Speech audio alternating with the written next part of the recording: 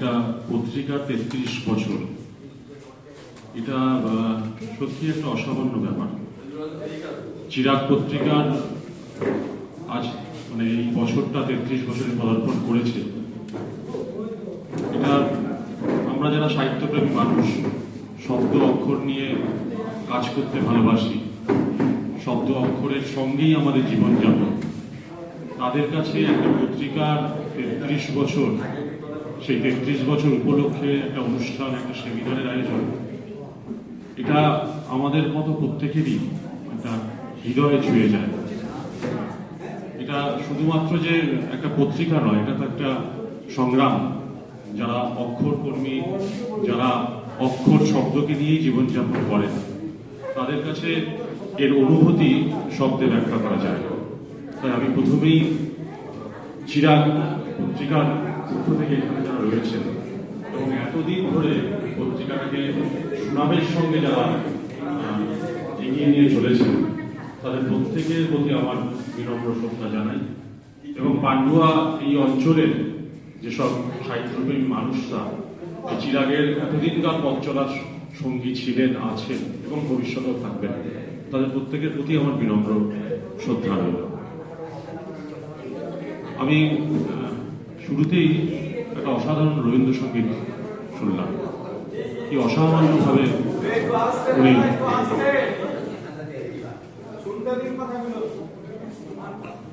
অসামান্য রবীন্দ্রসঙ্গীত শুনলাম। তো এখানে পান্ডুয়াতে আসার সময় ব্যান্ডেল দিয়ে যখন আসছি, ট্রেন ধরবো, ব্যান্ডেল বিদ্যামন্দির বড় মাঠটার পাশ দিয়ে আমার স্টেশনে আসার মানে আমার পথ আর বাড়িতে। তো মনে আসছিল হঠাৎ, কেন জানি না, যে কোনোদিন নগরীর শীতের প্রথম কুয়াশায়, কোনোদিন হেমন্তের শালিকের রঙে ম্লান মাঠের বিকেলে, হয়তোবা চৈত্রের বাতাসে চিন্তার সংবেগ এসে মানুষের প্রাণে হাত দেয়। না, এই আমি যার কথা বললাম তিনি নজরুল ইসলাম নন, তিনি জীবনানন্দ দাশ। কিন্তু ঘটনাচক্রে দুজনেরই একই বছর জন্ম। আসলে কথাগুলো খুব একটা আমাদের কাছে বোধহয় গুরুত্বপূর্ণ নয়, কেননা আমরা এখন যেখানে, মানে এই যে নজরুল ইসলামের হুগলি জেলায় শতবর্ষ, এই বিষয়টাকে নিয়ে হুগলি জেলায় কোনো প্রান্তে কোনো চর্চা হচ্ছে কিনা, চিরাগ ছাড়া আর কেউ এই বিষয়টাকে নিয়ে এভাবে ভাবছে কিনা, এমনকি হুগলি যেখানে নজরুল ছিলেন, যেটা একটা ঐতিহাসিক ব্যাপার, সেটা নিয়ে সেই অঞ্চলের মানুষরাও কিছু ভাবছেন কিনা, এখনো পর্যন্ত আমাদের কাছে সেরকম কোনো খবর নেই, আমরা পাইনি এখনো পর্যন্ত। চুচুড়ো বই মেলা যেটা হচ্ছে, সেখানে চুচুড়ো রোজভিলা থেকে ওই বই মেলার দূরত্ব 1 থেকে 101 কিলোমিটার। সেখানেও নজরুলকে কেন্দ্র করে কোনো অনুষ্ঠান হচ্ছে বলে আমি এখনো পর্যন্ত জানি না। অথচ ওই হুগলি চক বাজার, যেখানে ঘটনাচক্রে প্রত্যেক শনিবারই আমি বাজার করতে যাই, আর ওই চক বাজারের চৌমাথা মোড়টা থেকে যদি সোজা গঙ্গার পাড়ের দিক ধরে এগোনো যায়, প্রথমেই হুগলি বিদ্যা মন্দির, যেটার কোনো অস্তিত্ব বোধহয় এখন আর নেই। দুপা এগোলেই বা হাতে আপনি পাবেন ডিএম এর বাংলো। ডিএম এর বাংলো থেকে চকবাজারের ওই হুগলি বিদ্যা মন্দির ঢিল ছোড়া দূরত্ব।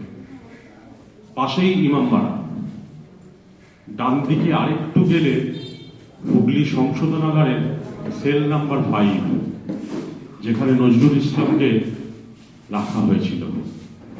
আর ওই গঙ্গার পার ধরেই আরেকটু এগোলেই খুব কাছাকাছি আমরা পাবো অবধূতের বাড়ি, ঠিক উল্টো দিকে বঙ্কিমচন্দ্র, যেখানে ঐতিহাসিক বন্দে মাতরমের সুরারোপ করেছিলেন।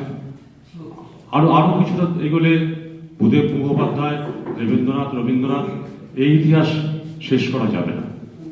তাহলে যে মাটি, যে জমি, যে জায়গা আমরা এত উর্বর, আমরা গর্ববোধ করতে পারি যে একই বছর একই সময় এত মনীষীদের জন্ম।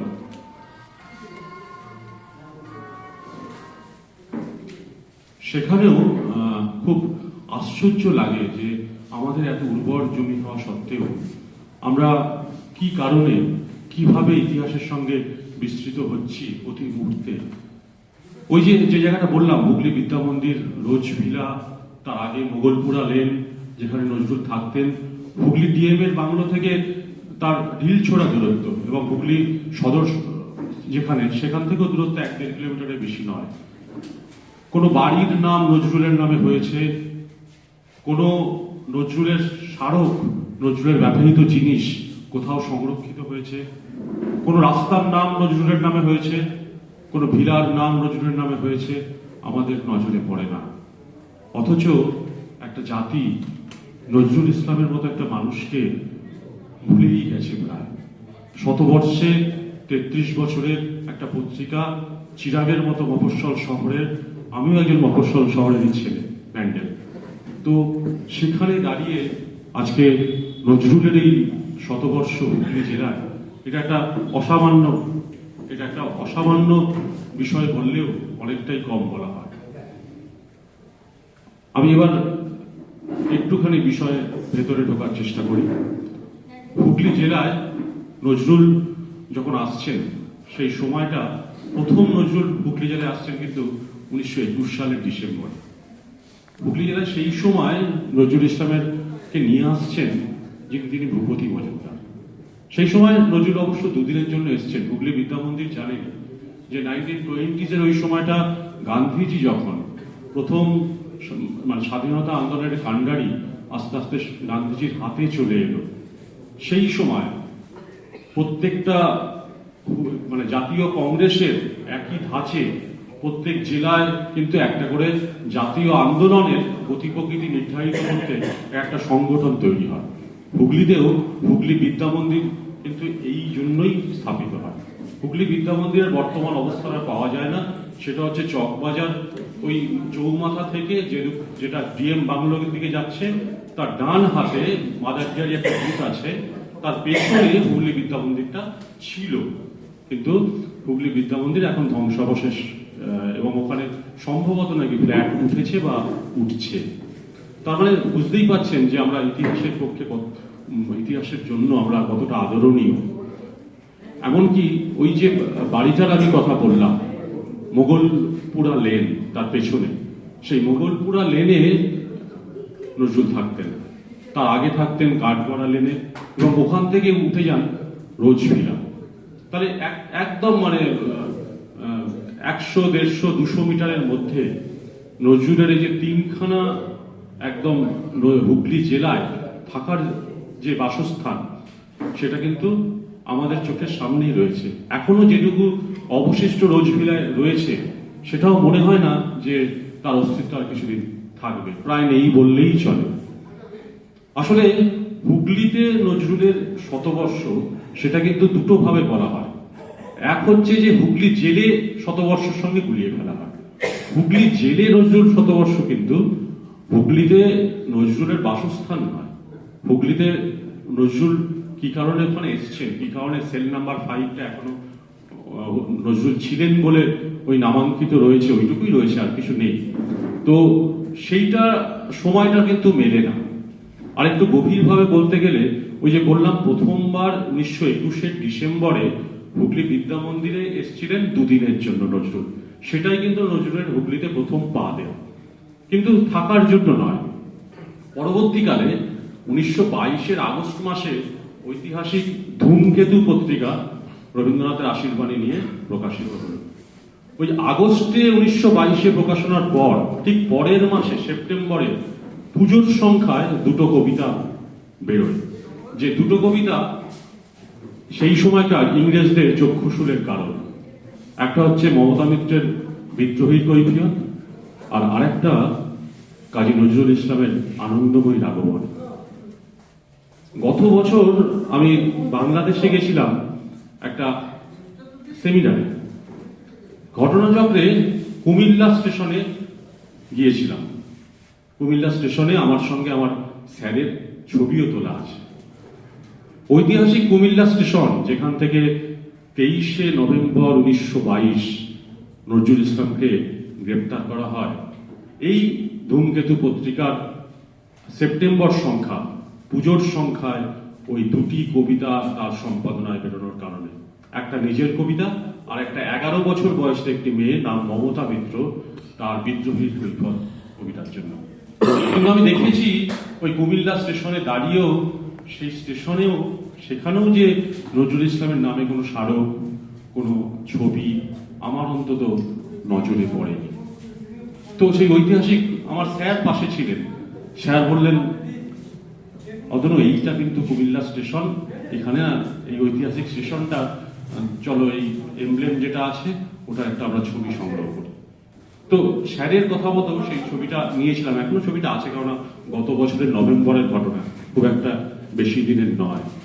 তো ওই যে নজরুল ইসলামকে গ্রেপ্তার করা হলো 23শে নভেম্বর 1922, গ্রেপ্তার করার পর কলকাতায় সুহীন আদালতে তার বিচার হয়। বিচারের রায় বেরোয় 16ই জানুয়ারি 1923। সেই রায়ে নজরুল ইসলামকে 1 বছর সশ্রম কারাদণ্ড দেওয়া হয় 1923 সালের 16ই জানুয়ারি। সেই দিন নজরুল প্রেসিডেন্সি জেলে ছিলেন একদিনের জন্য। পরের দিন তাকে পাঠানো হয় আলিপুর সেন্ট্রাল জেলে। আলিপুর সেন্ট্রাল জেলে ওই দিন থেকে 13ই এপ্রিল অব্দি উনি আলিপুর সেন্ট্রাল জেলে ছিলেন। 14ই এপ্রিল 1924 হুগলি জেলে নজরুল আসছেন, সেল নাম্বার 5 নম্বর সেলে। নজরুলকে কি পোশাকে আনা হচ্ছে? নৈহাটি স্টেশনে নজরুল যখন আসছেন তখন তার পরনে জেলের কয়েদিদের মতো ডোরা কাটা সেই পোশাক, নিচে ইজে, আর ওই কালো কুটকুটে কম্বলটা তার গায়ে রয়েছে।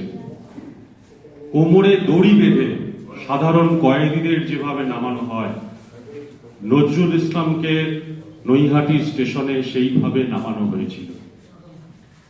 নৈহাটি স্টেশন থেকে তাকে নিয়ে আসা হয়েছিল হুগলিঘাট স্টেশনে, ওই একই রকম ভাবে কোমরে দড়ি বেঁধে সাধারণ কয়েদিদের পোশাক পরে হুগলি জেলে নিয়ে আসা হয়েছিল। হুগলি জেলে নজরুল প্রবেশ করে বলেছিলেন, দে গরুর গা ধুইয়ে। কেননা তাকে যেটা খেতে দেওয়া হয়েছিল সেটা শুনলে এখনো অবাক হবেন। তরকারির খোসা দিয়ে তৈরি করা কালো কুটকুটে রঙের খুদ দিয়ে তৈরি একটা ঝোল, তার মধ্যে মাছ ছিল, মাংস ছিল, হ্যাঁ মাছের হাড় আর মাংসের হাড় ছিল, মাছ মাংস ওই অর্থেই ছিল।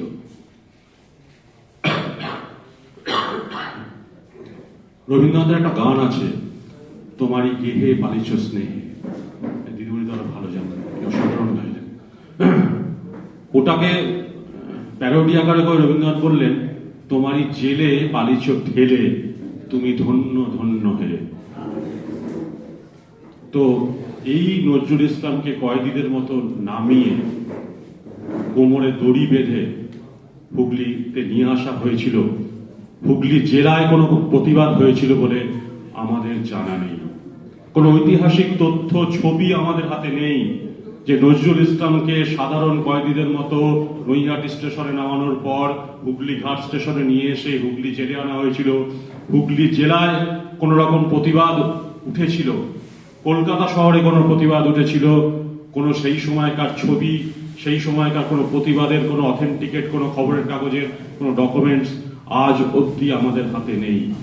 প্রশ্নটা বারে বারেই জাগে, কেন? আজও আমরা এই শতবর্ষে দাঁড়িয়ে এই প্রশ্নটা করতেই পারছি, কেন সেদিনকে দিকে দাঁড়িয়ে। তো এই যে নজরুল ইসলাম ওই জেলে এলেন, ঠিক পরের দিন থেকেই কিন্তু তিনি অনশনে বসলেন।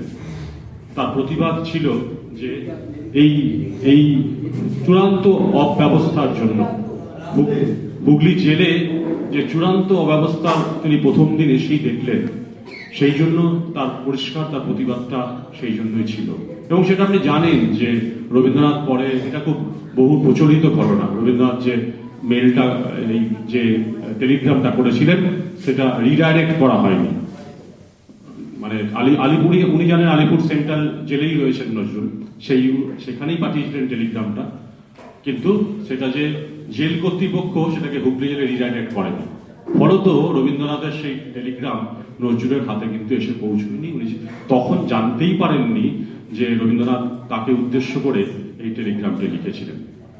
পরের দিন থেকে টানা ৩৯ দিন অনশন করেন নজরুল। ১৩ সের ওজন তার কমে যায়। ওই যে হুগলিঘাট স্টেশনের ওখানে নলিনীকান্ত সরকার আর পবিত্র গঙ্গোপাধ্যায়, সিরাজুল হক, হামিদুল হক, তারা ওই হুগলিঘাট স্টেশনে আসেন। এসে নলিনী সরকারের পিঠে চেপে, এই পবিত্র গঙ্গোপাধ্যায়ের পিঠে চেপে নলিনী সরকার সেই উঁচু জেলটায় ওঠেন। নজরুলকে ভেতর থেকে চ্যাংদোলা করে তার অনুগামীরা নিয়ে আসেন। ওখান থেকে দুজনের দেখা হয়। এরা বারবার অঙ্গভঙ্গিমার মাধ্যমে বোঝানোর চেষ্টা করে, একটু খাওয়াটা গ্রহণ করো, একটু খাও, তুমি তো এবার মারা যাবে। দীর্ঘ ৩৯ দিন অনশন পর্যায়ের মধ্য দিয়ে উনি চলছেন। সবাই চিন্তিত যে নজরুলের শরীরের কি অবস্থা হবে, কিন্তু নজরুল বারবার মাথা নেড়েছেন যে না, উনি কিন্তু খাবার গ্রহণ করবেন না। পরে আপনারা জানেন যে এই কুমিল্লা থেকে বিরজা সুন্দরী দেবী আসেন এবং তার হাত দিয়েই নজরুল যাকে মাতৃসম বলে মনে করতেন, সেই বিরজা সুন্দরী আসেন এবং তারপর তাকে খাবার দেন। ৩৯ দিন পর, ৪০ দিনের মাথায় নজরুল সামান্য একটু খাওয়া দাওয়া করে না। তো যে সমাজের জন্য, যে দেশের জন্য, যে নাগরিকদের জন্য নজরুলের এই আত্মত্যাগ, নজরুলের প্রায় জীবন দান, সেই সমাজ কোথায় নজরুলের পাশে দাঁড়িয়েছে? ওই তো বললাম, কোনো তথ্য প্রমাণ নেই। আজকে শতবর্ষে হুগলি জেলায় নজরুলের শতবর্ষেরও আদৌ কোনো উচ্চবাচ্য কোথাও নেই।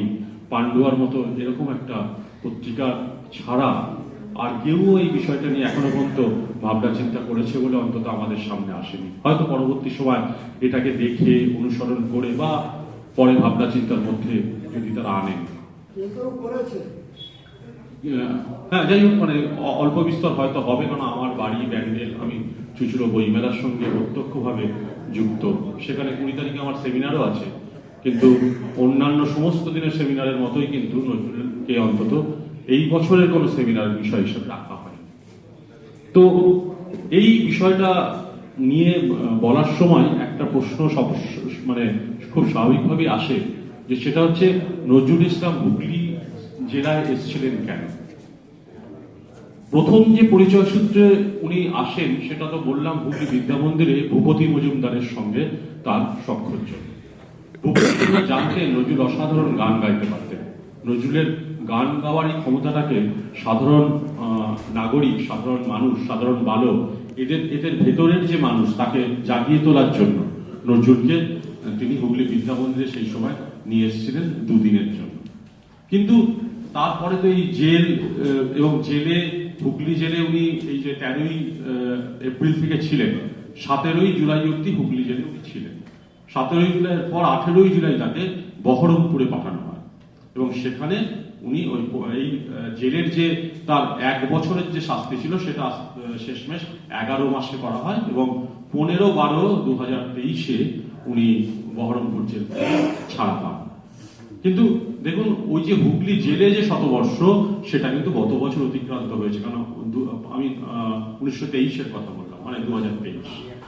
হুগলিতে নজরুল এসে বসবাস করছেন কিন্তু মে মাসের মাঝামাঝি ১৯২৪ থেকে, যে কারণে আমরা হুগলি জেলায় নজরুলের বসবাসের শতবর্ষের কথা বলছি। এইবার এই যে এত জায়গা থাকতে নজরুল কেন হুগলিতে আসলেন, কেন এসে হুগলিতে বসবাস করতে শুরু করলেন? ভূপতি মজুমদারের বিষয়টা সবাই উল্লেখ করেন, কিন্তু সত্যিকারের তথ্য প্রমাণ ঘেটে দেখলে বিষয়টা সত্যি নয়। ভূপতি মজুমদার ১৯২৩ সালে তিনি কিন্তু কারারুদ্ধ হন, ছাড়া পান ১৯২৮-এ। এই যে ১৯২৪-এর মাঝামাঝি এপ্রিল মেতে এসে নজরুল হুগলি জেলায় থাকছেন, তার মানে ভূপতি মজুমদার তার আগেই ২৩-এর অক্টোবরে কিন্তু উনি কারারুদ্ধ হয়েছেন, ছাড়া পেয়েছেন ১৯২৮-এ। এই দীর্ঘ সময় উনি কিন্তু কারার অন্তরালে ছিলেন। কারণটা হল কারণটা হচ্ছে নজরুল প্রমীলা সেনগুপ্তকে বিয়ে করেন 14ই এপ্রিল 1924। প্রমীলা সেনগুপ্তর বিয়ে নিয়ে আমাদের এইখানে সমাজে একটা শোরগোল পড়ে যায়। খুব স্বাভাবিকভাবে আপনারা বুঝতে পারছেন, হিন্দু এবং মুসলিম এই যে বিবাহ, এই নিয়ে সমাজের মধ্যে চাপা অনুদ্রোধ কিন্তু ছিল। কেউই নজরুলকে সেইভাবে আশ্রয় দেওয়ার জন্য কিন্তু এগিয়ে আসেনি। কিন্তু নজরুলের করাচি থেকে চলে আসার পর সেই সময় একটা আশ্রয়ের বিশেষ প্রয়োজন তো ছিলই, এবং জেল খাটার পর হুগলি জেলায় কেন না, হুগলি জেলায় যে শেরপুর আছে, আরামবাগের শেরপুর, সেই আরামবাগের শেরপুরে তার আরামবাগের শেরপুরে আনোয়ার, হুগলি কোর্টের আইনজীবী আনোয়ার সাহেব ওখানে প্র্যাকটিস করতেন। আপনারা একটা নাম মাঝে মাঝে পাবেন, মিসেস এম রহমান। তিনি ওই রোজভিলায় নজরুলের কাছে আসছেন কবিতা শোনাতে, গান শোনাতে। ওই এম রহমান হচ্ছে এই আনোয়ার চৌধুরীর মেয়ে। ওই যে শেরপুরের নজরুলের আত্মীয় ছিলেন হুগলি জেলার সেই সময়কার আইনজীবী আনোয়ার সাহেব, সেই আনোয়ার সাহেব এবং তার মেয়ে, তার পরিবারের সঙ্গে নজরুলের আত্মীয়তার সম্পর্ক ছিল। সেই সূত্র ধরেই নজরুল কিন্তু এই হুগলিতে, চুচুড়ো হুগলিতে এসে বসবাস শুরু করেন। ভূপতি মজুমদারের যে সূত্র, সেটা একদিকে সত্য, কেননা 1921 সালে তার হাত ধরে নজরুল প্রথমবার হুগলি বিদ্যা মন্দিরে আসেন, কিন্তু সেটা দুদিনের জন্য। হুগলিতে স্থায়ীভাবে বসবাসের জন্য যে আসেন, তার যোগসূত্র ভূপতি মজুমদার নন।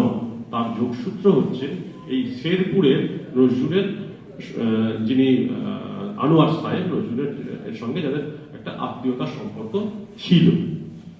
তো এই যে হুগলিতে এসে থাকলেন, নজরুলের একেবারে প্রথম, মানে নজরুল যাকে ভীষণ রকমের অন্তর দিয়ে ভালোবাসতেন, তিনি হচ্ছেন দেশবন্ধু চিত্তরঞ্জন দাস। আপনারা জানেন সবাই, যে সময় হুগলিতে নজরুল আসলেন, দেশবন্ধু তখন দার্জিলিংয়ে গেছেন, এবং দার্জিলিং গিয়ে দেশবন্ধু প্রয়াত হয়েছেন। এবং ওই দেশবন্ধুর মৃতদেহটা ওই কফিনে করে, ট্রেনে করে নিয়ে আসা হচ্ছে। নজরুল খবর পেলেন, নজরুল লিখলেন অর্ঘ্য বলে কবিতাটা। হায় চিরভোলা হিমালয় হতে অমৃত আনিতে গিয়া, ফিরিয়া এলে যে নীলাম্বরের মৃত্যু গরল পিয়া। এই কবিতাটা, এই গানটা মালার সঙ্গে নৈহাটি স্টেশনে নিয়ে যাওয়া হয়, এবং সেখানে দেশবন্ধু চিত্তরঞ্জনের দাসের যে সভাধারটা আসে, সেখানে মালা দিয়ে এবং এই গানটাকে ওই মালার সঙ্গে ঝুলিয়ে দেওয়া হয়। দেখুন, নৈহাটি স্টেশনেও, হুগলিঘাট স্টেশনেও কোনো রকম কোথাও কোনো একটা স্মারক, কোথাও কোনো রকম রেলের রেকর্ডে কিছু আছে নথি, এরকম গুরুত্বপূর্ণ ঘটনাগুলো কোথাও বিন্দুমাত্র কোনো নথিবদ্ধ নেই। এমনকি সমরেশ বসুর শতবর্ষ চলছে, নৈহাটি স্টেশন সমরেশ বসুর কি বলবো, কত উপন্যাস, কত ইয়ের সঙ্গে সমরেশ বসু, সেখানেও কিন্তু আদৌ এই কদিন আগে, এই গত সপ্তাহেও নৈহাটিতে সমরেশ বসুর নিয়ে একটা অনুষ্ঠান হয়। এই হুগলি বই মেলাতেও যে আমাদের সভাঘর রয়েছে, সেটা সমরেশ বসুর নামে উৎসর্গ হয়েছে, এবং একদিন সমরেশ বসুকে কেন্দ্র করে আলোচনাও আছে। কিন্তু নৈহাটি স্টেশনেও কিন্তু সমরেশ বসুকে নিয়ে কিছু নেই। যেমন নেই কাজী নজরুল ইসলাম এই চিত্তরঞ্জন দাসের সভাঘাটটা যখন এলো, সেখানে এই যে ফুল দিলেন, অর্ঘ্য বলে গানটা ওই ফুলের সঙ্গেই ওখানে দিয়ে দেওয়া হলো, সেটা কিন্তু কোথাও নেই। এবং হুগলি, এই দেশবন্ধুকে নিয়ে হুগলি জেলায় নজরুল কিন্তু বিশেষ আলোড়ন সৃষ্টি করেছিলেন। হুগলি জেলায় বিভিন্ন রাস্তায়, চুচুড়োর রাস্তায় উনি পরিক্রমা করতে করতে মুখে মুখে গান বাঁধতে পারতেন, তো সেই মুখে মুখে গান বেঁধেছেন, সাধারণ মানুষকে উদ্বুদ্ধ করার চেষ্টা করেছেন। ওই যে কৈরি সিনেমা হল, কৈরি আর রূপালী, এখন তার অস্তিত্ব নেই। রূপালী এখন আইনক্স হয়ে গেছে, আর কৈরি সিনেমা হলটা, ওখানে কোনো এরকম মানে ব্যবসায়িক কোনো কাপড়ের দোকান ইত্যাদি ইত্যাদি এইসব কিছু হয়েছে। ওই কৈরি টকি হাউস সেই সময় একটা বিখ্যাত টকি হাউস ছিল, সেখানে প্রচুর অনুষ্ঠান হতো। এই দেশবন্ধু মারা যাওয়ার পর দেশবন্ধুর শোক সভা, সেটা হয়েছিল কৈরি টকি হাউসে। আর নজরুল তার প্রচার করেছিলেন সমস্ত হুগলি জেলার পথে ঘাটে, চুঁচুড়োর পথে ঘাটে ঘুরে উনি মানে প্রচুর প্রচার কার্য করেছিলেন। খোলো মা দুয়ার খোলো, দুপুরেই সন্ধ্যা হলো, দুপুরেই প্রভাত হলো, সন্ধ্যায় ডুবলো দিবাকর। এই যে তার গান। এবং কৈরি টকি হাউসে তিনি লিখেছিলেন, কাঁদিছে তরুলতা পাতা, কাঁদিতেছে পশু পাখি, ধরার ইন্দ্র স্বর্গে চলেছে, ধুলির মহিমা রাখি। তার ইন্দ্রপতন বলে যে বিখ্যাত কবিতাটা। তো নজরুলের এই টকি হাউসের দেখুন আমরা কিভাবে একের পর এক আমাদের হাতের কাছে যেগুলো ছিল, যেগুলো আমরা রাখতে পারতাম, যেগুলোকে খুব অনায়াসেই সাধারণ মানুষ আমরা যদি একটু সচেতন হতাম সেগুলো রাখতে পারতাম। দেখুন কৈরি টকি হাউসটারও কিন্তু এখন আর কোনো অস্তিত্ব নেই। আজ থেকে 25, 30, 40, 50 বছর বাদে যখন চুঁচুড়ো হুগলির কোনো মানুষকে জিজ্ঞেস করা হবে, তখন তারা অনেকেই হয়তো বিস্তৃত হয়ে যাবে। কারণ তারা যে বলতেই পারবে না যে এখানে কৈরি টকি হাউস বলে কিছু ছিল। তারা দেখবে যে এখানে একটা শপিং মল হয়েছে বা ইত্যাদি কাপড়ের দোকান হয়েছে ইত্যাদি ইত্যাদি বলবে। তো দেখুন একের পর এক ইতিহাস, রোজমিলা নেই, তার মোগলপুরা লেনের, এই যে নজরুলকে হুগলিতে নিয়ে আসা হচ্ছে, প্রথমে তো কেউ জায়গা দিচ্ছেন না।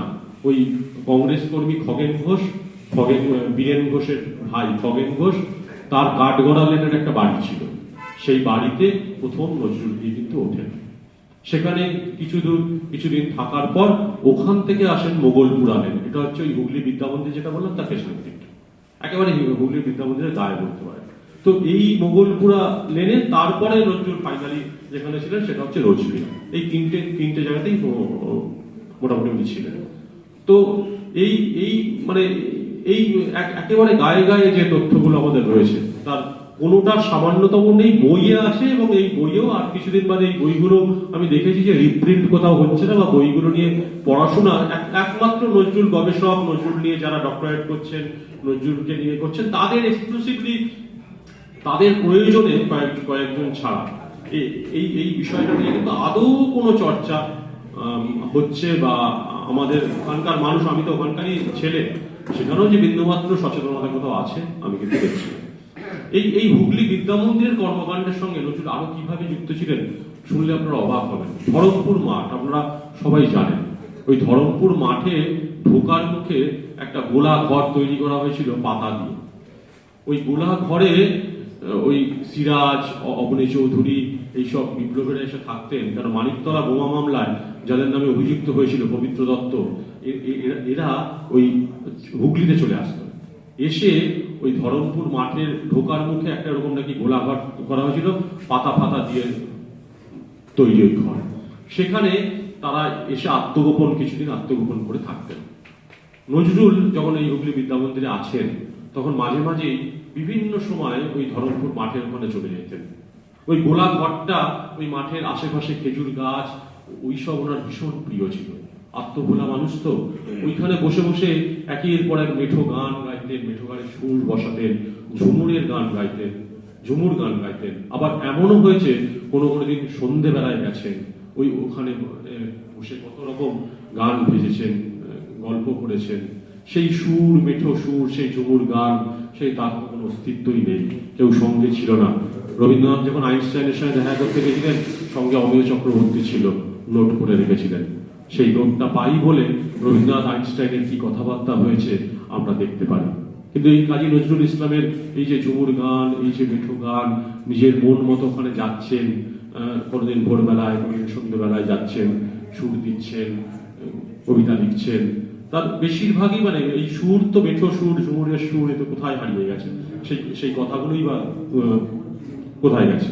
তো এই বিষয়গুলোকে নিয়ে মানে আদৌ আমরা ভবিষ্যতের প্রজন্মের জন্য কিন্তু কিছুই প্রায় রেখে যেতে পারিনি, শুধু কিছু স্মৃতি আর কিছু মাত্র লেখা এবং সামান্য কিছু গবেষণা ছাড়া। এই নজরুল ইসলামের এখানে উনি যেখানে বিদ্যামন্দিরে ছিলেন সেখানে কিন্তু মহাত্মা গান্ধী এসেছিলেন মে মাস 1924। সেই সময় নজরুল তাকে চরকার গান শুনিয়েছিলেন।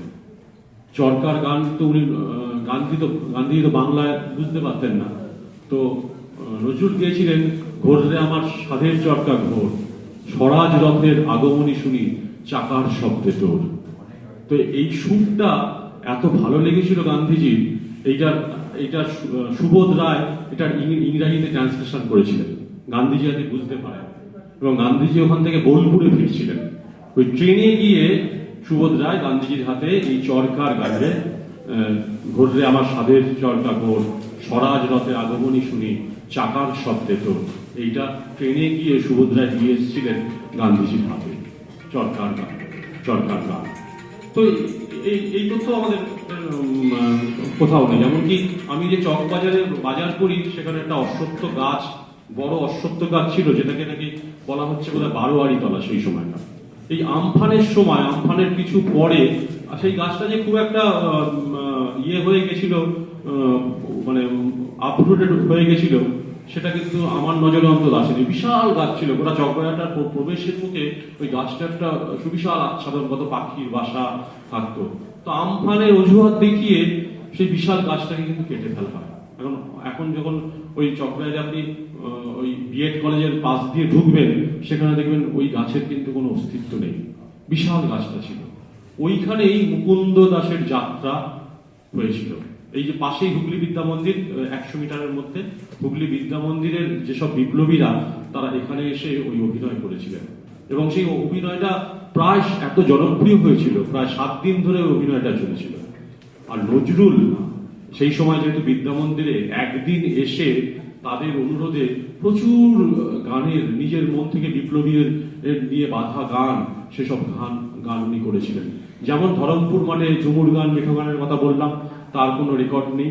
সেই রকমই এই যে চুচুড়োয় চকবাজারে 12 তলায় মুকুন্দ দাসের যাত্রা আজ পালা যখন বিপ্লবীরা করছে, তার মধ্যে একদিন এসে কিন্তু নজরুল যে গানগুলো বেঁধেছিলেন, বিপ্লবী গানগুলো বেঁধেছিলেন মুখে মুখে সুর তৈরি করে, তারও কোনো রেকর্ড, কোনো অস্তিত্ব কোথাও নেই। একের পর এক বিস্মরণের মধ্যে দিয়ে যখন আমরা যাচ্ছি, আমরা আশ্চর্য হচ্ছি যে হুগলি জেলায় নজরুলের ওই মানে সামান্য কিছু স্ট্যাচু সেটাও যেমন নেই, আর ভেতরের এইসব রেকর্ডপত্র রাখার তো মানে কোনো প্রশ্নই নেই। এমনকি আরো মানে যে একটু আগে কথা বলছিলেন যে তার স্বাগত ভাষণে, যে সম্পাদকীয় ভাষণে এটা বলছিলেন যে এই অস্থির সময়ের কথা বলতে গেলে এখানে বসেই তো উনি লিখেছিলেন সাম্যবাদী।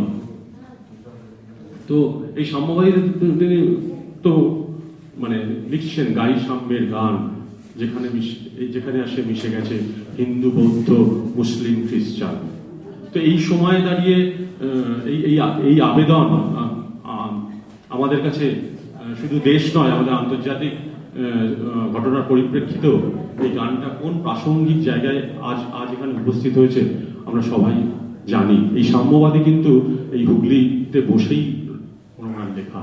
এবং একটু আগে আরেকটা কথা, সমস্ত কলকাতা, সমস্ত জেলা, সমস্ত পশ্চিমবঙ্গের বাইরেও একটি নৃশংস হত্যাকাণ্ড, খুনকে কেন্দ্র করে আমরা তোলপাড় হয়েছি।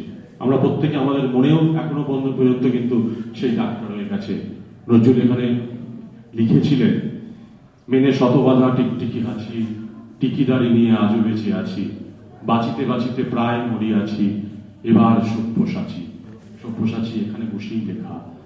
আপনাদের মনে হতে পারে যে মেয়েটি সেদিনকে রাতে মারা গেল, সে যদি সব্যসাচী হতে পারত, তার হাতে এক হাতে যদি ডাক্তারের স্টেথোস্কোপ থাকতো, আর আরেকটা হাতে যদি একটা ছুরি থাকতো, আরেকটা হাতে সে যদি উদ্ধত হয়ে সেদিনকে সেই দরজাটা ভেঙে বেরিয়ে একবার চিৎকার করতে পারত।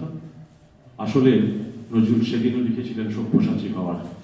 আপনারা প্রত্যেকেই যারা আছেন, মা বোনেরা, আমার শ্রদ্ধেয় মানুষরা, তাদের এক হাতে হাতা খুন্তি থাকতে পারে, কিন্তু আর এক হাতে কিন্তু ওই মাছ কাটার বটিটাও রাখবেন। যারা আপনারা কলম নিয়ে, কলমচি আমরা যারা লিখে আনন্দ পাই, লিখতে ভালোবাসি, আমাদের হাতে একটা পেন্সিল থাকতে পারে, একটা পেন থাকতে পারে, কিন্তু আর একটা হাতে মনে রাখতে হবে আমরা কিন্তু অগ্নিশলাকাও জ্বালাতে পারি। নজরুল সেই মন্ত্র দিয়ে গেছিলেন, সব্যসাচী এখানে বসেই নজরুলের লেখা। তাই নজরুল আজকে সময় দাঁড়িয়ে আন্তর্জাতিক সাম্প্রদায়িকতা আমাদের দেশীয় জাতিগত সাম্প্রদায়িকতার বিষয়ে নজরুল আজও যতটা প্রাসঙ্গিক, সেরকম আমাদের দৈনন্দিন জীবনচর্চার মধ্যে যে প্রশ্নগুলো এসে আমাদের প্রতি মুহূর্তে আমাদের ঠোকরাচ্ছে, আমাদের জিজ্ঞেস করছে তোমরা কি আদৌ মানুষ, সেইখানেও নজরুল কিন্তু আজও ততটাই প্রাসঙ্গিক। এই নজরুল যখন হুগলিতে ছিলেন, আরেকটি বিখ্যাত আন্দোলন তারকেশ্বরে হয়েছিল। দেশবন্ধু চিত্তরঞ্জন দাস এসেছিলেন নেতাজি সুভাষচন্দ্র বসু। মহান্ত আন্দোলনে গিরি সম্প্রদায়ের সঙ্গে একটা বিভেদ চলছিল। তারকেশ্বরের এই গিরি সম্প্রদায় মহান্ত সম্প্রদায়ের সঙ্গে সেখানে বিভিন্ন আর্থিক তছরূপ, নারী ঘটিত কেলেঙ্কারি, সম্পত্তি নিয়ে টালমাটাল অবস্থা। তখন হুগলি জেলার কিন্তু তারকেশ্বর তোলপাড়, যে কারণে চিন্তা করে দেখুন, দেশবন্ধু চিত্তরঞ্জন দাস, নেতাজি সুভাষচন্দ্র বসুর মতো মানুষকে তারকেশ্বর আসতে হয়েছিল। সেই সময় নজরুল হুগলিতে গীষ্পতি ভট্টাচার্যকে নিয়ে নজরুল চলে যান তারকেশ্বরে। মোহ অন্তের গান নজরুল লেখেন। তো নজরুল কিন্তু ওখানে অবস্থান করলেও হুগলি জেলার প্রায় সমস্ত জায়গায় তার পা পড়েছিল। এই যে জেলায় জেলায় গ্রামের মাঠে ঘাটে ঘুরে ঘুরে নিজের শরীরের প্রতি একেবারেই যত্ন পাচ্ছিল না। রোজবিলায় যখন ছিলেন, মারাত্মক ব্যাসিলাস ডিসেন্ট্রিতে আক্রান্ত হয়েছিলেন, রক্ত বমি শুরু হয়েছিল তার সাথে হতো। এবং আব্দুল হালিম নৈহাটি থেকে আসতেন ডাব নিয়ে, কিছুটা বরফ নিয়ে, যাতে উনি একটুখানি এখানে হামিদুল হক, সিরাজুল হক, পবিত্র গঙ্গোপাধ্যায়, নলিনীকান্ত সরকার রোজবিলার বাড়িতে আসতেন। এই মিসেস এম রহমান, আমি আনোয়ার চৌধুরীর যে মেয়ের কথা বললাম, তিনি আসতেন নজরুলকে সুস্থ করে তোলার জন্য। কিন্তু মানুষটা তো ওই নিজের মধ্যে আত্মভোলা মানুষ। এই বেরিয়ে যাচ্ছেন, এই দেশবন্ধু মারা গেছেন, মানুষকে ওই বিষয়টা নিয়ে একত্রিত করতে হবে। টকি হাউসে প্রচুর মানুষের সমাগম করে তাদেরকে জাগিয়ে তুলতে হবে। দেশাত্মবোধক গান গাইছেন। বারোয়ারি তলায় যখন যাত্রাপালা হচ্ছে, তার মধ্যে ধরমপুর মাঠে গিয়ে ঝুমুরের গান গাইছেন, মেঠো গান গাইছেন। একটা আত্মভোলা অসাধারণ এক মানুষ। তো এই মানুষটাই যখন এই পরিস্থিতির মধ্যে দিয়ে আমাদের মধ্যে দিয়ে নিয়ে গেলেন, তখন কিন্তু আমরা অন্য একটা মানুষকে পাই। এই যে রোজবিলায় সেদিনকে তুমুল ঝড় উঠেছে, নজরুল মারাত্মক অসুস্থ, বন্ধুরা সব এসছে, নজরুলকে দেখছেন ছাদে, প্রচন্ড জ্বর, তার সাথে ব্যাসিলাস ডিসেন্ট্রি, বমি শুরু হয়েছে। নজরুল প্রচন্ড ঝড় উঠেছে, ঝড়ের উন্মাদনায় নজরুল ঘর থেকে কোনো রকম উঠেছে, ছাদে গিয়ে বসে আছেন, ওই ঝড়টা উনি উপভোগ করছেন। বন্ধুরা তাকে কোনো রকমে ধরে ঘরে নিয়ে এলেন। 8 পাতার যে কবিতাটা লিখেছিলেন, সেই কবিতাটা হচ্ছে ওনার বিখ্যাত ঝড় কবিতাটা। আমি ঝড় খেলি মৃত্যু খেলা, মনে আছে আপনাদের লাইনগুলো নিশ্চয়ই। তো সেই ওই ঘোরের মধ্যে একটা পেন্সিল দিয়ে, একটা কাগজ দিয়ে, তখন বলে আমার একটা কাগজ আর পেন্সিল দাও। ওই কাগজ আর পেন্সিল দিয়ে ওই প্রচন্ড ঘোর জ্বরের মধ্যে উনি কিন্তু লিখছেন ওই ঝড় কবিতাটা। 8 পাতার ওই কবিতাটা টানা লিখেছিলেন, আমি ঝড় খেলি মৃত্যু খেলা। তো এই হচ্ছে কাজী নজরুল ইসলাম। আলিপুর সেন্ট্রাল জেলের পবিত্র গঙ্গোপাধ্যায়কে রবীন্দ্রনাথ ডেকে পাঠালেন, বললেন তুমি একটু আমার বাড়িতে জোড়াসাঁকোতে আসতে পারবে? তো পবিত্র গঙ্গোপাধ্যায় গেলেন, বললেন আমি একটা নাটক লিখেছি বসন্ত, এটা আমি নজরুলকে উৎসর্গ করব। আমি নিজে গিয়ে দিতে পারলে সবচেয়ে ভালো হতো, কিন্তু আমি যেতে পারছি না। জাতির জীবনে যে বসন্ত এনে দিয়েছে, তাকে আমি এই নাটকটা উৎসর্গ করতে চাইছি। তো এই বইটা পবিত্র গঙ্গোপাধ্যায়কে ডেকে দিলেন রবীন্দ্রনাথ। পবিত্র গঙ্গোপাধ্যায়কে ডাকার কারণ কি? করাচি থেকে ফিরে এসে নজরুলের কলকাতায় প্রথম যিনি বন্ধু হয়েছিলেন তিনি পবিত্র গঙ্গোপাধ্যায়, সেটা রবীন্দ্রনাথ খবর রাখতেন। তাই যথাযথ মানুষটাকে ডেকে এনেছিলেন জোড়াসাঁকো। এই বইটা নিয়ে গিয়ে যখন পবিত্র গঙ্গোপাধ্যায় নজরুলের হাতে দেবেন, ফিরিঙ্গি জেলার সাহেবের সাথে আরেক বিপত্তি হল। ফিরিঙ্গি জেলার সাহেব বলছেন ইজ হি সো গ্রেট, মানে উনি বিশ্বাস করতে পারছেন না যে রবীন্দ্রনাথের মতো মানুষ আমাদের জেলে যে একটা মন্দির রয়েছে, ইজের পড়া, ডোরাকাটা পাঞ্জাবি পড়া, এই লোকটা ইজ হি সো গ্রেট, এই প্রশ্নটা পবিত্র গঙ্গোপাধ্যায় করেছে। এবং পবিত্র গঙ্গোপাধ্যায় যখন ব্যাখ্যা করছেন, বলছেন হ্যাঁ গুরুদেব এটা দিয়েছেন, আপনারা চেক করে দেখতে পারেন। তারপরে ওই ফিরিঙ্গি সাহেব থেকে বলছেন ইউ মিন প্রেজেন্টেড, মানে উনি তাও ভাবছেন বইটা বোধহয় তাকে প্রেজেন্ট করেছে। তখন কবিতাপদ আবার ভুল সূত্রে গিয়ে বলছেন নো ডেডিকেটেড, নজরুলকে উৎসর্গ করেছেন, প্রেজেন্টেড নয়। আজও আমরা ওই ব্রিটিশ ফিরিঙ্গ সাহেবের সূত্র ধরেও বলতে পারি, আজ স্বাধীনতা এত বছর পরও আমরা নজরুলকে বুঝতে পারিনি। আজও আমরা হয়তো মনে মনে ভাবি ইজ ই সো গ্রেট। তাই নজরুলের এই শতবর্ষ অগ্নিতে শতবর্ষের মধ্যেও আমাদের মধ্যে যেন কোথাও একটা আশ্চর্য বিস্মরণ কাজ করে, যে বিস্মরণটাকে অন্তত আজকের দিনের মতো এই সময়ের মতো এই সময়ের রেসটাকে মুছে যাওয়ার আগে এই পান্ডুয়ার যে অসাধারণ আয়োজন করেছেন একটি পত্রিকার ৩৩ বছর উপলক্ষে, সেটাকে কোনোভাবেই ভুলে যাওয়া সম্ভব নয়। নজরুল যদি এই স্মৃতিচারণের মধ্যে দিয়ে, এই আলোচনার মধ্যে দিয়ে আমাদের মধ্যে থাকেন, উঠে আসেন, তার থেকে বড় বাক্যে আর কিছু হতে পারে না। আপনারা ভালো থাকবেন। নমস্কার।